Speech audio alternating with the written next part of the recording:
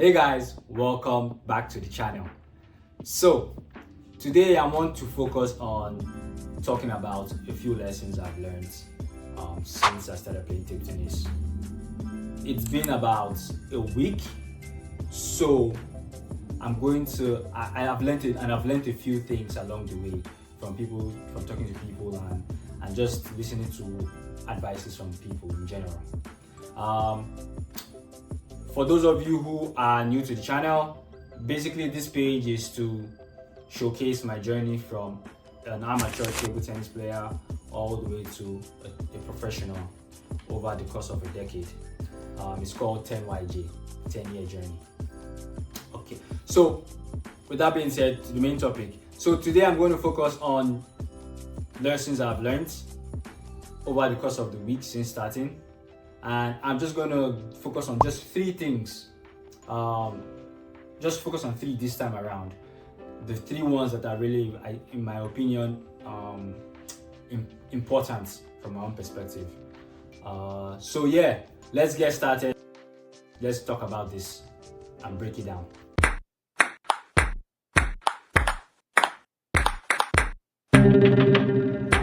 All right, let's get down into it. The first one on the list is the general idea that table tennis is easy. It's not. It's actually really hard.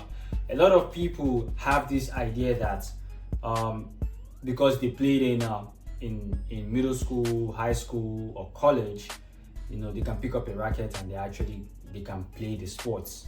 Or maybe some think that because they have some experience in tennis or long tennis, I don't know what the actual name is. They feel like they can pick up a paddle and actually play. The idea is far from that.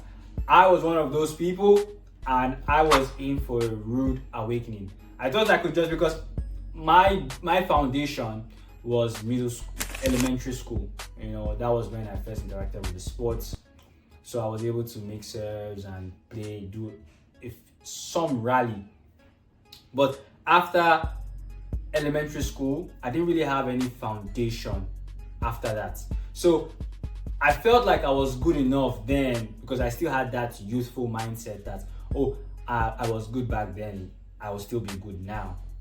So when I went to do a few open play practice, I was in for a very rude awakening because I didn't win any games. I thought I could just pick up the paddle and I could just go straight into like a top division, top tier, level, and just be able to play at least top tier so I can be able to like move up from there. But no, I am grassroots. So the idea of table tennis being easy, discard it. Table tennis is very hard. Now let's move on to point number 2. All right, point number 2, or lesson number 2. A lot of players like myself interacted with the sports for fun in elementary, middle, college, high school, whichever. And over that time, we built, or we got comfortable with a lot of bad habits because a lot of us didn't have proper training. So now those bad habits are going to affect your training moving forward, the way you play moving forward. For example, myself, the way I serve is really bad. In a professional match or like a standard match, I will lose a lot of points because it's a foul.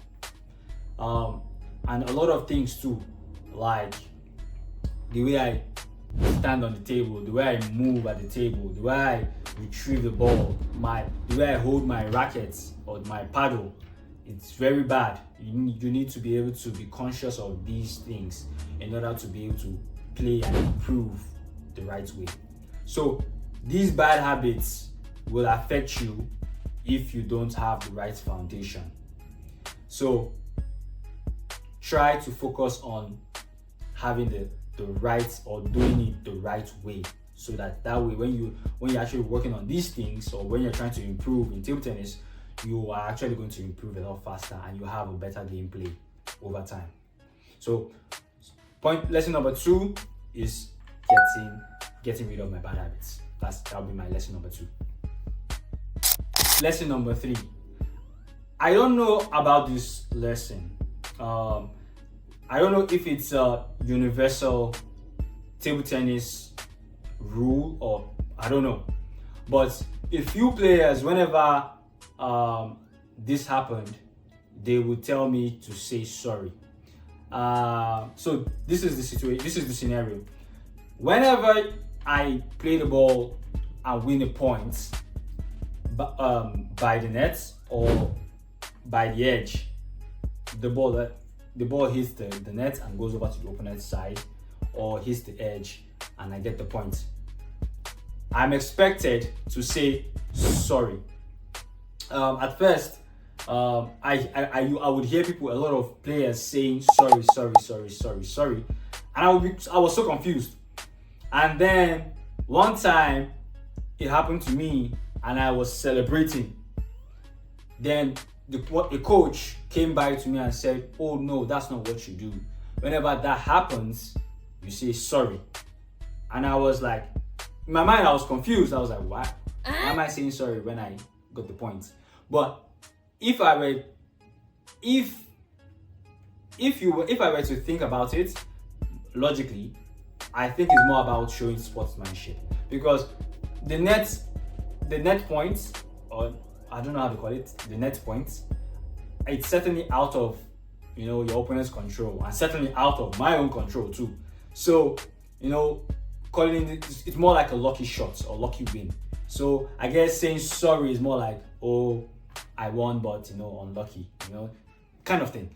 What do you think? I disagree with it. Like, I feel like if you get a point, you should celebrate. I don't know if they would do that in like a professional match, telling your opponent sorry. That goes beyond sportsmanship, but it's still a lesson for me, because it tells me that there's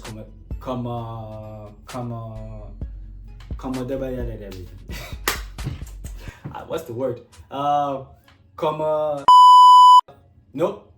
Friendship. Yes, I will just stick to friendship. Yes, there's more like there's friendship and sportsmanship among everyone. It's more like a friendly sport. No one's out here to kill anybody. It's not. You're not trying to win the World Cup. So I get the logic, but I disagree with it. In an intense game, intense match, and you get a point like that, you should celebrate, because in as much as it's not your intention, it's still a win. A win is a win. So yeah, that's the third lesson. The third lesson is pretty much saying sorry if you win a point. If the ball touches the net and goes over, and you get the point, or hits the edge and you win the point. That's pretty much it. So those are the 3 things I've learned so far this course of this week. There are more, but I think for me these were the 3 most important things I wanted to talk about. Alright, so that's going to be the end of this video. In the next video, I'm going to talk about where I decided to lay my roots, which facility I decided to lay my roots to practice and focus on my table tennis development. I'm going to give a few key points of the reason and reasons for my decision, and I'm going to talk about or give a little bit more insights to why I'm leaning towards that decision. So stay tuned, and I'll see you in the next video. Peace out.